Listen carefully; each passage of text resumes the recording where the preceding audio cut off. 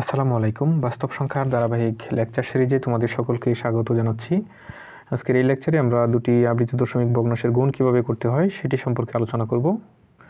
তো সেক্ষেত্রে আমি তোমাদেরকে 4টি ম্যাথ সলিউশন করে দিব। এই 4টি ম্যাথের মাধ্যমে আসলে তোমরা যে কোনো দুটি আবৃত ভগ্নাংশের গুণ কিন্তু করতে পারবে। এখানে প্রথম ম্যাথটি লক্ষ্য করো, এটাতে বলা হচ্ছে 0.3 আর 0.6 এই দুইটাকে আমাদেরকে গুণ করতে হবে।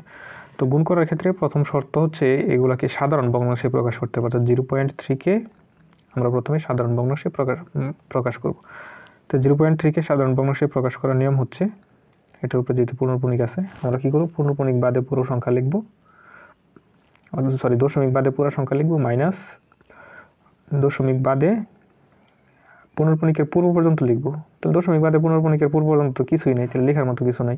আর নিচে কি লিখব, জয়টা পূর্ণপণিক চিহ্নযুক্ত সংখ্যা থাকবে ততটা 9 দিব, আর দশমিকের পরে পূর্ণপণিক বাদে জয়টা সংখ্যা থাকবে ততটা 0 দিব। যেহেতু দশমিকের পরে পূর্ণপণিক বাদে কোনো সংখ্যা নাই, তার মানে 0 দেওয়ার প্রয়োজন নেই। তাহলে 0.3কে আমরা লিখতে পারি 3/9 লিখতে পারি।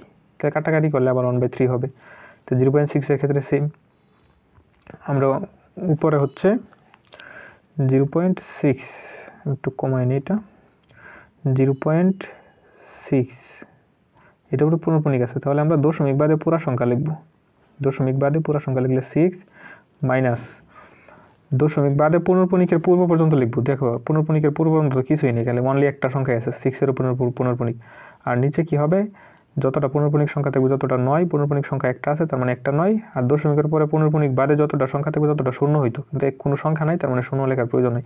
তাহলে 6/9, এটা কাটাকাটি করলে 2/3 হবে। তো 0.3 এর জায়গায় এই দুইটা যেহেতু গুণ করতে বলছিল, 0.3 এর মান আমরা পাইছি 1/3, আর 0.6 পূর্ণপণিকের মান পাইছি 2/3। মানগুলো লেখা হয়েছে, লিখে এখানে লবগুলা গুণ করা হয়েছে, 2 পাইছি, হরগুলা গুণ করলে 9। এখন তোমার ক্যালকুলেটারে যদি 2কে 9 দ্বারা ভাগ করো তাহলে 0.222 এরকম আসবে।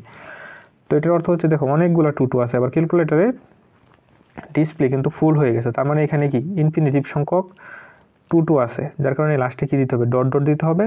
আর এটাকে আমরা লিখতে পারি, যদি অনেকগুলো 2 থাকে সেটাকে আমরা 2 এর উপরে পূর্ণপণিক লিখতে পারি, কারণ 0.2 পূর্ণপণিকের অর্থ হচ্ছে 0.222 এরকমভাবে কি চলতেই থাকবে। তো এটাকে আমরা সংক্ষিপ্ত আকারে 0.2 পূর্ণপণিক লিখতে পারি। তার মানে এই দুইটা গুণ করলে আমাদের কি হবে, 0.2 পূর্ণপণিক হবে।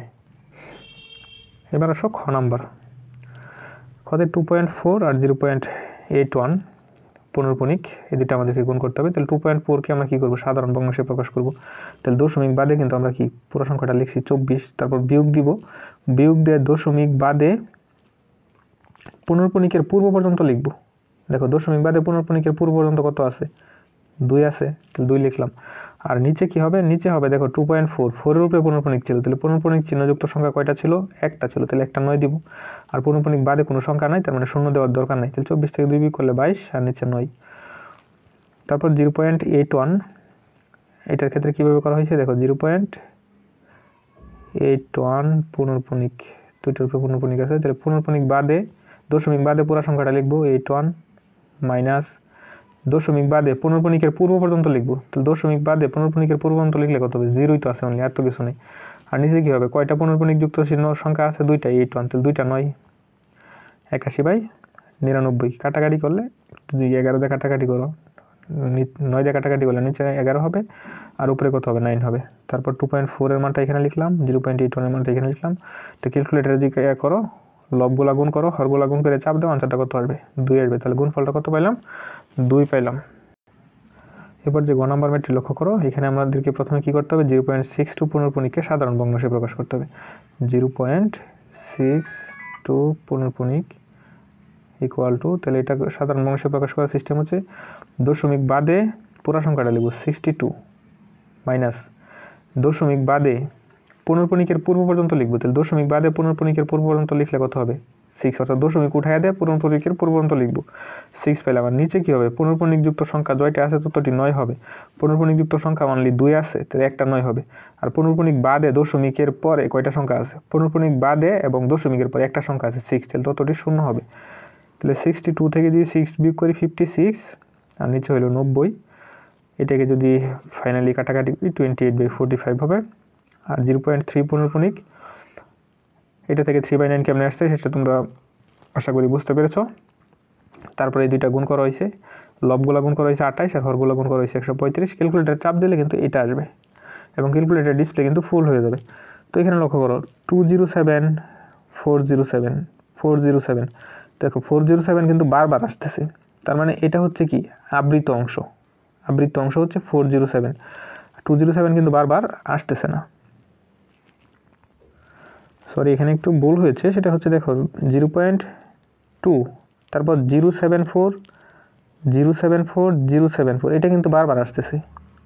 0.2 এর পরে কিন্তু 074 074 074 বারবার আসছে, তার মানে পুনর্পণিক অংশ কোনটা 074, যার কারণে এটা যে এখানে যেটা করা হয়েছে 0.2 এর পরে 074 এর উপরে কি 0 এর উপরে এবং 4 এর উপরে ডট দেওয়া হয়েছে, কারণ 074 কি বারবার আসতেছে। তো এটাই হচ্ছে আমার আনসার। তো ঘ নম্বর ম্যাথটা লক্ষ্য করো, এখানে 42.18 পুনর্পণিক 0.28 পুনর্পণিক, এটাকে আমাদেরকে গুণ করতে হবে। তো 42.18কে সাধারণ ভগ্নাংশে প্রকাশ করতে হবে, যার জন্য দশমিক বাদে এখানে পুরো সংখ্যা লেখা হয়েছে, তারপর মাইনাস দশমিক উঠায় দেয় পুনর্পণিকের পূর্ব পর্যন্ত, তাহলে 42, কারণ এই 180 উপরে পুনর্পণিক আছে। আর নিচে কী হবে, পুনর্পণিক সংখ্যা জয়টা আছে ততটি 9 হবে, পুনর্পণিক সংখ্যা 2টা আছে 2টা 9। আর আমি এখানে সাইডে 0 লিখতাম যদি কি দশমিকের পরে পুনর্পণিক বাদে কোনো সংখ্যা থাকতো, যদি দশমিকের পরে পুনর্পণিক বাদে একটা সংখ্যা থাকতো তাহলে এখানে একটা 0 লেখা লাগতো, 999 পরে একটা 0 লেখা লাগতো। তো এটা ক্যালকুলেশন করে 464/11 আসছে। তোমরা এই পর্যন্ত রাখতে পারো, সমস্যা নাই, এটা ছোটো না করলেও হবে। তারপর 0.28 পুনর্পণিক, এটা থেকে আসছে 26/19 13/45, তোমরা এই ছোটো না করলে হবে, এই পর্যন্ত রাখলেও হবে। তারপর এখানে এই দুইটাকে গুণ করা হয়েছে, যদি ছোটো না করতাম তাহলে এই মানটা লিখতাম এই জায়গায়, তারপর কি 13/45 এই 26/19 লিখতাম এইখানে। তারপর লবগুলা গুণ করবা, গুণ করলে এটা আসছে, হরগুলো গুণ করব, গুণ করলে এটা আসছে, তারপর ক্যালকুলেটারে চাপ দিলে কিন্তু এই মানটা আসবে।